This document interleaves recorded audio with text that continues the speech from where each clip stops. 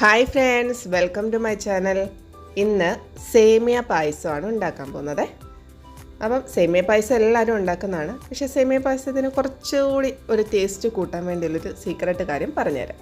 ആദ്യം നമുക്ക് ഒരു പാത്രത്തിൽ നെയ്യ് ഒഴിച്ചിട്ട് കാഷ്യൂനട്ടും കിസ്മിസും കൂടെ ഒന്ന് ഫ്രൈ ചെയ്തെടുത്ത് മാറ്റി വെക്കാവേ.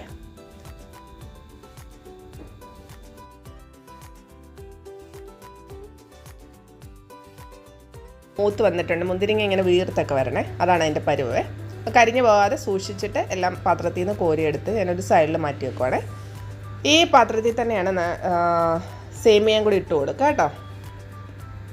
സേമിയ ഞാൻ യൂസ് ചെയ്യുന്നത് റോസ്റ്റഡ് സേമിയാണ് കേട്ടോ. നമ്മൾ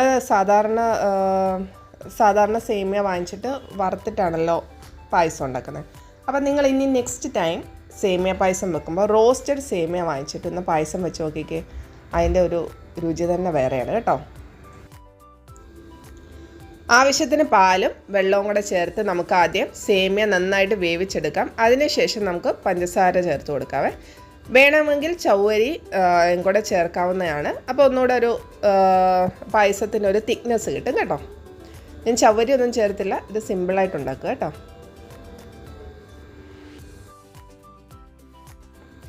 സേമിയ നന്നായിട്ട് വെന്ത് വന്നിട്ടുണ്ട്.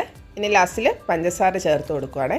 ഞാനിതിൽ മിൽക്ക് മെയ്ഡും കൂടെ ആഡ് ചെയ്യുന്നുണ്ട്, അതുകൊണ്ട് പഞ്ചസാര കുറച്ചേ ചേർക്കുന്നുള്ളൂ കേട്ടോ. മിൽക്ക് മെയ്ഡിന് ഓൾറെഡി മധുരം ഉള്ളത് കൊണ്ടാണ്. അപ്പോൾ ഇതും കൂടെ നന്നായിട്ട് ഇളക്കി പഞ്ചസാരയൊക്കെ മെൽറ്റായി വരട്ടെ. അതിനുശേഷം നമുക്ക് ലാസ്റ്റിൽ മിൽക്ക് മെയ്ഡ് ഒഴിച്ചു കൊടുക്കാം. മിൽക്ക് മെയ്ഡ് മൊത്തം ഒന്നും ഒഴിച്ചു കൊടുക്കേണ്ട, ആവശ്യത്തിന് ഒഴിച്ചു കൊടുക്കുക, മധുരത്തിനനുസരിച്ച്. മധുരം കുറവുണ്ടെങ്കിൽ പിന്നെയും ചേർത്ത് കൊടുത്താൽ മതി കേട്ടോ.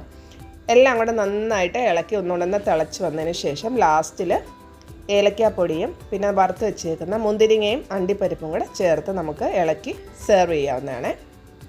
അപ്പം ഇപ്പോൾ ഒരു വൈറ്റ് കളറല്ലേ, കുറച്ച് കഴിഞ്ഞ് പായസം തണുത്തൊക്കെ വരുമ്പോൾ ഉണ്ടല്ലോ ഈ മിൽക്ക് മെയ്ഡ് ഒഴിച്ചതുകൊണ്ട് ഒരു ക്രീമി കളറായിട്ടാണ് വരുന്നത് കേട്ടോ. ഞാൻ ലാസ്റ്റിൽ അതിൻ്റെ ഫോട്ടോ കൊടുത്തിട്ടുണ്ട് കേട്ടോ. അപ്പോൾ എല്ലാവരും ട്രൈ ചെയ്ത് നോക്കുക.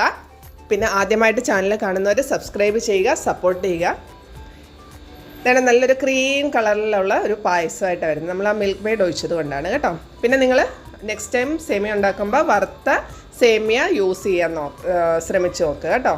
എന്നിട്ട് അതിൻ്റെ അഭിപ്രായം നിങ്ങൾ പറയുക. Thank you for watching.